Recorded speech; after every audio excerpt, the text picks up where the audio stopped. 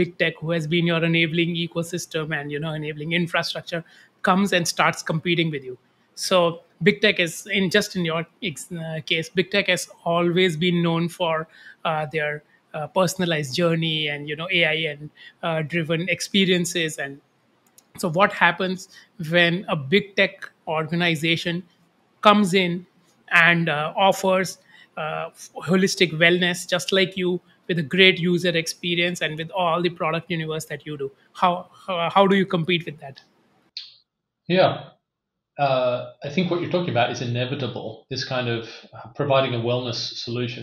We've seen it in the physical space and getting increasingly into the mental.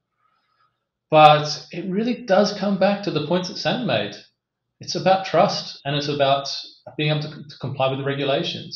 And what we see big tech companies struggling with, in particular this year, is in those two areas. You look at all of the big tech companies, they're really having difficulties with trust and regulatory compliance. Traditionally, convenience has trumped those. Like if you make it easy for people, they are willing to share any of their data, use whatever platform, so long as it makes their life easier.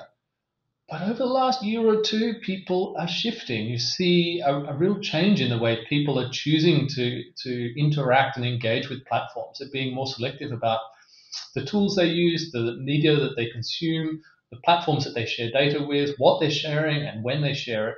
I think we're seeing seismic changes in the way big tech companies operate. And just assuming that they'll be able to get into wealth management, I think is a big assumption. And I think the data is pointing like there's just too big a trust gap for them to be able to jump that.